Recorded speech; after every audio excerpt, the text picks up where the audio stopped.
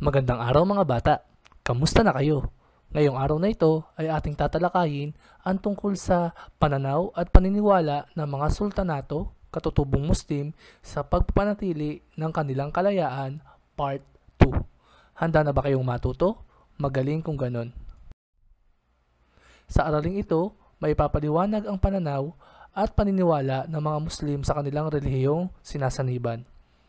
Mahalagang malaman at matukoy kung bakit naging matatag ang mga Muslim na ipagtanggol ang kanilang relihiyon at mapanatili ang kanilang kalayaan laban sa mga mananakop. Sa module na ito, ikaw ay inaasahan na makakamit ang mga sumusunod na mga layunin. Matutukoy mo ang mga sumusunod na pangyayari kung paano ipinagtanggol ng mga Muslim ang kanilang nasasakupan sa pananakop ng mga dayuhang Kastila sa pagpapanatili ng kanilang kalayaan. Makapagbibigay ka ng mga hinuha sa pananaw at paniniwala ng mga Muslim hinggil sa pagpapanatili ng kanilang kalayaan. At may pagmamalaki mo at na matutularan ang magandang kaugalian ng mga kapwa Pilipinong Muslim para maisakatuparan ang mga hangarin at mithiin sa pagpapanatili ng kalayaan. Gawin muna natin ang gawain sa pagkatuto bilang isa.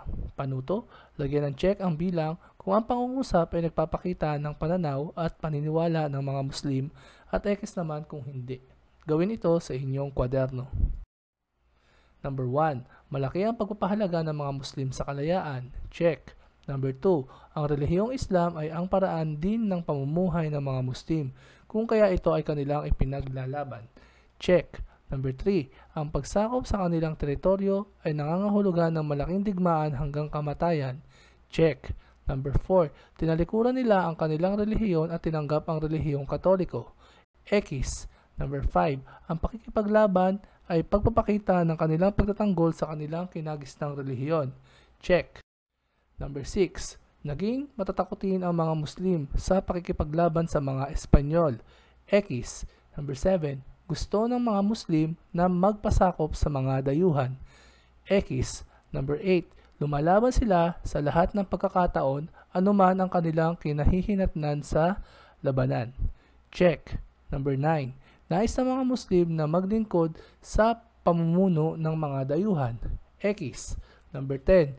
Nasakop at nalupig ng mga Kastila ang Kamorohan. X. Gawin na natin ang gawain sa pagkatuto bilang 2.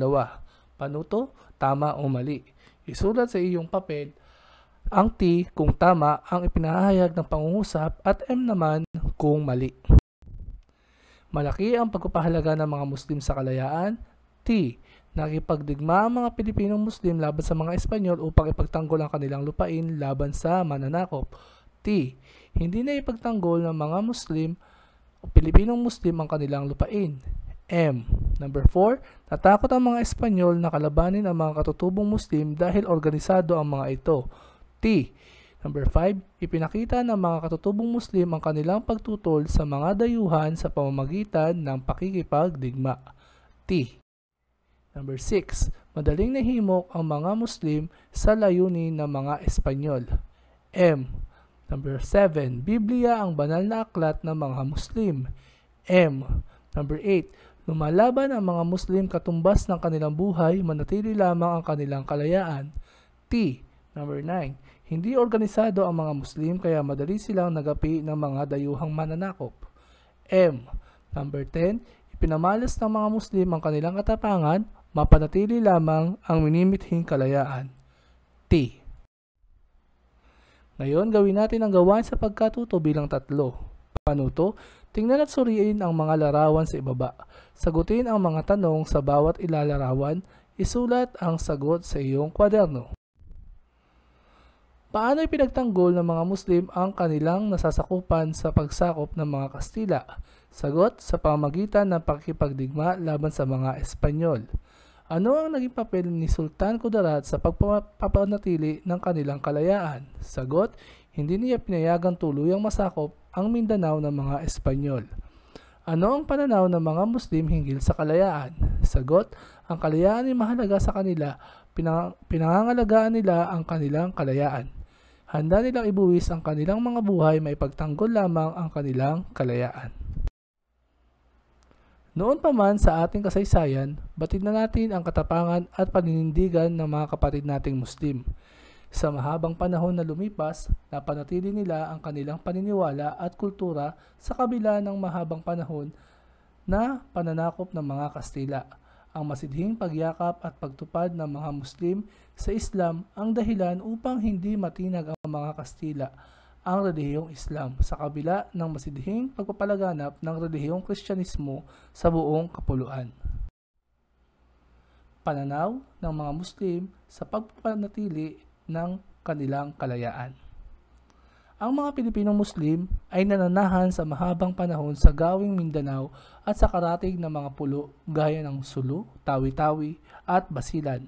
Ang relihiyong Islam ay laganap sa mga lugar na ito at ito rin ang isa sa mga naging pangunahing panghangaring pagkikilanlan ng mga Muslim. Kung kaya't nang dumating ang mga Kastila o Espanyol, taglay may palaganap ang Kristyanismo, ay hindi naging madali ang pagpasok sa lugar ng mga Muslim. Nabibilang sa mga katutubong Muslim ay ang mga Maranao sa Lanao, Magindanaon sa Cotabato, Tausug sa Hulo, ang mga Yakan sa Basilan, ang mga Samal sa Sibuto at Sulu, ang mga Jama Mapun sa Cagayan de Sulu, ang mga Palawanon sa Palawan, at ang mga Siyasi sa Tawi-Tawi. Matatag ang pananalig ng mga Pilipinong Muslim sa kanilang pananampalataya. Pananampalatayang Islam. Paano'y di lamang nila itinuturing na relihiyon ng Islam, kundi ito rin ang paraan nila ng kanilang pamumuhay. Samantalang sa kabilang dako, ang mga Kristiyano na Pilipino sa Visayas at Mindanao ay niyakap ang relihiyong Kristyanismo, kung kaya't sa laban ng Kastila at Muslim ay tumulong ang mga Kristiyanong Pilipino sa kawal ng Kastila, hindi sa mga kapwa Pilipinong Muslim.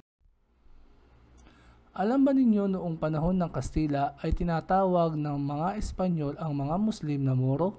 Sa kadahilan ng noong unang panahon ay may isang pangkat ng mga mamamayan sa hilagang kanluran ng Afrika na sumalakay sa Espanya. Ang pangkat na ito ay kilala sa tawag na Moor, na may relihiyong Mohamedanismo, Islam, na buhat sa lahi ng pinagsamang lahing Arabe at Berber. Kung kaya tinawag ng mga Kastila ang mga Pilipinong Muslim na Moro, buhat sa salitang Moor. Sumidhi ang alitang Kastila at mga Muslim nang salakayin ng mga Kastila ang Mindanao sa hangaring maipalaganap ang relihiyon sa buong kapuluan. Dahil dito, nagalit ang mga Moro sapagkat ayaw nilang magpasakop sa mga dayuhan. Nais ng mga Muslim na maglingkod lamang sa pamumuno ng kanilang kalahi. Dahil dito, pinatunayan ng mga Muslim ang kanilang paninindigan. Hinadlangan nila ang pagsakop ng mga Kastila. Lumaban sila sa lahat ng pagkakataon anuman ang kanilang kinahinatnan sa labanan. Gayon ang kanilang ginawa, kung kaya hindi nasakop at dinalupig ng mga Kastila ang Kamorohan. Puspusan ang ginawang pagtulong ng mga Kristiyanong Pilipino sa mga Kastila upang magapi ang mga Muslim. Ito ang naghudyat upang magalit ang mga Muslim at sunugin ang mga bahay at simbahan. Maraming nasirang kabuhayan at maraming mga mamamayan ang lalong nasadlak sa hirap. Pananaw ng mga Muslim. Malaki ang pagpapahalaga ng mga Muslim sa kanilang kalayaan. Handa nilang ipaglaban ang kanilang teritoryo sa kahit anumang kahihinatnan ng labanan. Hindi nila gusto na sumailalim sa kapangyarihan ng mga dayuhan at mataas ang pagpapahalaga ng mga Muslim sa kanilang pinuno, dato o sultan, gayon din sa kanilang pamahalaang sultanato. May talakayin na natin ang digmaang Moro o paglaban ng mga Muslim. Sa loob ng maraming taon, nagtagumpay ang mga Muslim sa kanilang pamamahayag ng relihiyong Islam na ipakita ng matinding pagtutol ng mga Muslim sa pananakop ang sariling disposisyon ng mga Pilipino hinggil sa usaping kalayaan. Noong 1578, ipinadala ni Gobernador Francisco Sande ang kauna-unahang ekspedisyon sa Camorohan na pinamumunuan ng isang Kapitan Esteban Rodriguez de Figueroa.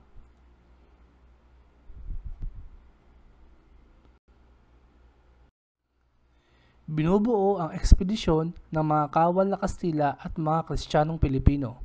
Ang unang sinalakay ay ang Pulo ng Hulo. Natalo ang mga Muslim sa labanan sa Hulo, subalit di naman sila nasakop ng mga Kastila. Gayon na lang ang galit ng mga Muslim sa pangyayari dahil upang magpahayag si Sultan Pangian ng jihad o pakikitigma laban sa Kastila. Nagpadala muli ng ekspedisyon ang mga Kastila noong 1596 sa Cotabato. Ito ay pinamunuan muli ni Kapitan Figueroa. Lumaban naman ang mga Muslim sa ilalim ng pangangasiwa ni Dato Sirungan at Dato Ubal. Namatay si Kapitan Figueroa sa labanan. Matalo man o manalo, di rin nakalimutan ng mga Kastila ang kanilang mithiin na masakop ang Camorohan. Kaya noong Pebrero 2, 1637, nag-utos si Gobernador General Hurtado de Corcuera ng armada na binubuo ng mga kawal na Kastila at mga Pilipino sa Mindanao. Ang pangkat ay nagdaan sa Rio Grande del Mindanao, na isa sa mga nangungunang ilog sa timog ng Pilipinas. Mula roon ay sinalakay ng mga Kastila ang Lamitan na noon ay pinamumunuan ni Sultan Kudarat. Kinilala noon ang kapangyarihan ni Sultan Kudarat sa Camorohan. Nakipaglaban si Sultan Kudarat at ang kanyang mga kawal, subalit dahilan at kakulangan ng armas ay nasakop ng mga Kastila ang Lamitan. Tumakas si Sultan Kudarat sapagkat ayaw niyang pagapi sa mga dayuhang Kastila. Dahilan sa pagkakapanalo ni Corcuera sa Lamitan ay lumakas ang kanyang loob, kung kaya muli siyang bumalik sa Zamboanga noong 1637. Doon siya naghanda upang lusubin ang Hulo. Nang sinalakay na ng mga Kastila ang Hulo ay hinadlangan sila ng mga Muslim. Ang labanan sa pagitan ng dalawang panig ay tumagal ng 3 buwan. Naganap ang labanan noong 1638. Dahil sa lakas ng mga Kastila ay nakapasok sila sa Hulo. Nakapagpahayag sila ng Kristyanismo at nakapagpatayo ng garrison. Masasabi na tanging doon lamang nakapasok ang mga Kastila sa Pulo ng Hulo sa panahon ng kanilang pananakop. Isang ekspedisyong military ang ipinadala ng pamunuan ng mga Kastila sa lawa ng Lanao noong 1639. Ang naturang ekspedisyon ay pinamunuan ni Padre Agustin de San Pedro at ni Kapitan Francisco Atienza. Sa lugar na di kalayuan sa lawa, nagtayo ng kuta ang dalawa. Sinundan ito ng iba pang ekspedisyon na nagpalakas ng puwersang Kastila. Pinamunuan ito ni Don Pedro Bermudez de Castro. Nagalit ang mga katutubong Maranao at sinalakay ang mga Kastila. Nagkaroon ng labanan at dahilan sa matinding alitan ay di na nagpadala ang mga Kastila ng mga ekspedisyon sa mahaba-habang panahon. Di rin malilimutan ng mga Pilipino si Sultan Alimuddin ng Hulo. Sa kanyang panahon nagkaroon ng pagbabago sa Hulo dahilan sa kanyang malawak na pananaw. Sa ilalim ng kanyang pamumuno, sinikap niyang masusugan ang batas ng Sulo at maisalin sa wika ng Sulo ang mga babasahin na nakasulat sa wikang Arabe. Pinayagan din niya ang mga misyonero na maipahayag ang Kristyanismo sa Hulo at gayon din ang pagtatayo ng kuta doon. Subalit di naibigan ng marami ang gawain ni Sultan Alimuddin, kung kaya naagaw sa kanya ang trono ng kanyang kapatid na si Bantilan. Tumakas si Sultan Alimuddin at nagtungo sa Maynila. Sa lugar na iyon din, nagpabinyag bilang Kristiyano ang Sultan at ang kanyang pamilya. Palibhasa ay malapit sa Kastila si Sultan Alimuddin, nakatanggap siya ng tulong sa mga Kastila upang mabawi ang trono mula sa kanyang kapatid na si Bantilan sa tulong ng ekspedisyon na ipinadala ni Gobernador Obando. Natalo si Bantilan at muli ay kinilala bilang sultan sa hulo si Sultan Alimuddin. Gusto naman ni Fatima, anak ni Sultan Alimuddin, na makipagkasundo si Bantilan sa mga Kastila. Dahilan sa magaling na pakikipag-usap ay nahimok ang panig ng Muslim. Napakawalan din ang mga bilanggong Kristiyanong Pilipino. Naging mabuti ang pagtingin ng mga Kastila kay Alimuddin. Sa pagdaan ng panahon, marami pang labanan ang naganap sa pagitan ng mga Pilipinong Muslim at mga Kastila. May pagkakataon na natatalo ang mga Muslim, subalit hindi pa rin sila sumusuko. Mula sa pagdating ng mga Espanyol hanggang sa sila ay umalis, naging malaking hamon ang mga Muslim sa kanila. Maraming matapang na Pilipinong Muslim ang lumaban sa mga Espanyol upang hindi sila masakop ng mga ito. Sila ay gumawa ng sariling armas na kanilang ginamit laban sa mga dayuhan. May gobernador na nagpadala ng mga kawal upang sakupin ang Mindanao. Nakapagpatayo sila ng mga pamayanan at kuta sa Zamboanga, ngunit hindi nagtagumpay ang mga Espanyol na lupigin ang mga Muslim at masakop ang buong Mindanao. Hindi nila nasakop ang lugar na ito dahil hindi nila napasuko ang mga Muslim. Bilang paghihiganti, sinalakay ng mga Muslim ang mga pamayanan sa may baybayin ng Luzon at Visayas. Tinangay nila ang maraming mamamayan at ipinagbili sa ibang bansa. Gumugol ang pamahalaang Espanyol ng malaking halaga upang matigil ang gawain ito, ngunit hindi nila ganap na masupil ang mga Muslim. Noong 1851, nakipagkasundo ang mga Espanyol sa Sultan ng Hulo upang mahinto ang labanan. Binigyan nila ng kalayaang manampalataya sa Islam ang mga Muslim. Binigyan din ng pensyon ang mga sultan at dato at hinayaan ang karapatan sa pagmamana ng mga anak at apo ng sultan sa trono ng Hulo. Bilang kapalit ng mga ito, kikilalanin ng mga Muslim ang kapangyarihang Espanya.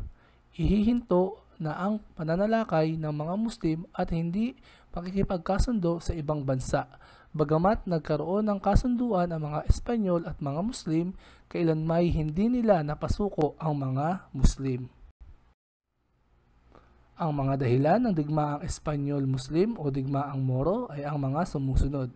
Gusto ng mga Espanyol na sakupin ang teritoryo ng mga Muslim, subalit dahil sa pagmamahal nila sa kanilang kalayaan, mas gugustuhin pa nilang mamatay kaysa sa magpaalipin sa mga dayuhan. Ang pakikipaglaban ng mga Muslim ay pagpapakita ng kanilang pagtatanggol sa kanilang kinagisnang relihiyong Islam. Ngayon gawain na natin ang gawain sa pagkatuto bilang 4. Panuto, ayusin sa tamang pagkakasunod ang mga pangyayari sa pamamagitan ng paglalagay ng bilang 1 to 10. Ang aking mga naging kasagutan.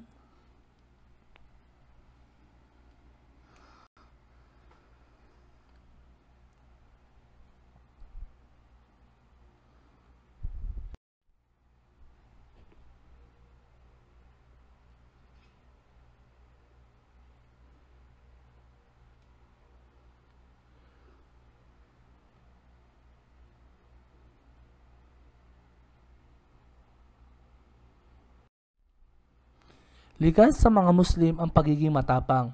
Ang katangiang ito ang naging susi upang hindi masakop ng mga Kastila ang mga teritoryong pinamumunuan ng mga Muslim o nasa ilalim ng kapangyarihan ng pamahalaang sultanato.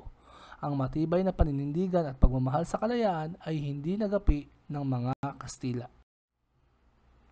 Ngayon gawin na natin ang gawain sa pagkatuto bilang 5. Panuto, sagutin ang mga sumusunod na tanong para malaman kung lubos ninyong naunawaan ang ating leksyon. Number 1. Ano ang relihiyon ng mga katutubong Muslim? Tamang sagot, relihiyong Islam. Number 2. Ano ang tawag ng mga Espanyol sa mga katutubong Muslim sa Mindanao? Tamang sagot, Moro. Number 3. Bakit ayaw magpasakop ng mga Muslim sa mga Kastila? Ibigay ang iyong hinuha. Sagot, dahil ayaw nilang tanggapin ang relihiyong Kristyanismo at mahal nila ang pagiging malaya at ang kanilang teritoryo. Number 4. Bakit nagtagumpay ang mga Muslim sa kanilang pakikipaglaban sa mga Kastila?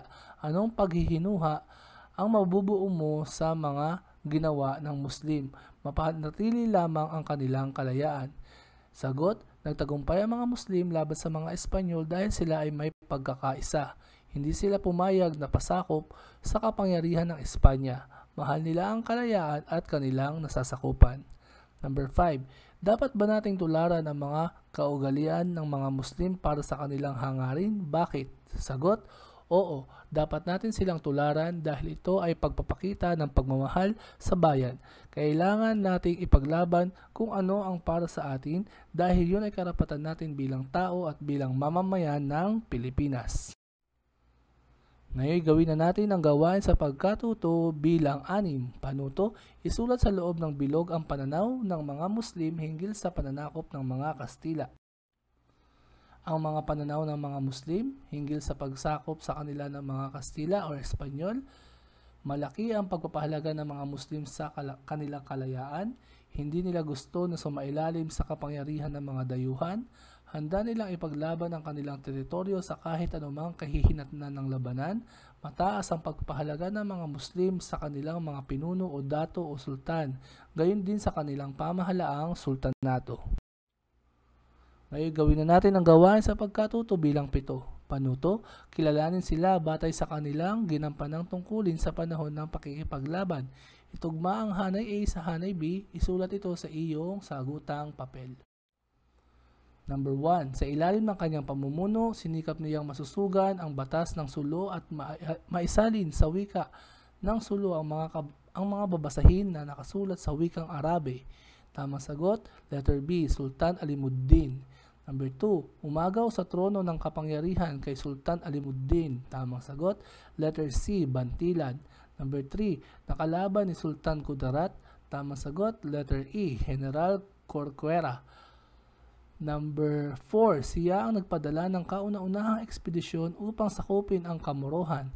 Tamang sagot, letter D, Gobernador Francisco Sande. Number 5. Naghimok kay Bantilan na makipagkasundo sa mga Kastila. Tamang sagot, Fatima. Ngayon gawin natin ang gawain sa pagkatuto bilang 8. Panuto, basahin ng mabuti ang bawat tanong, piliin at isulat ang titik ng tamang sagot sa iyong kwaderno. Number 1. Ano ang dahilan ng digmaang Espanyol-Muslim?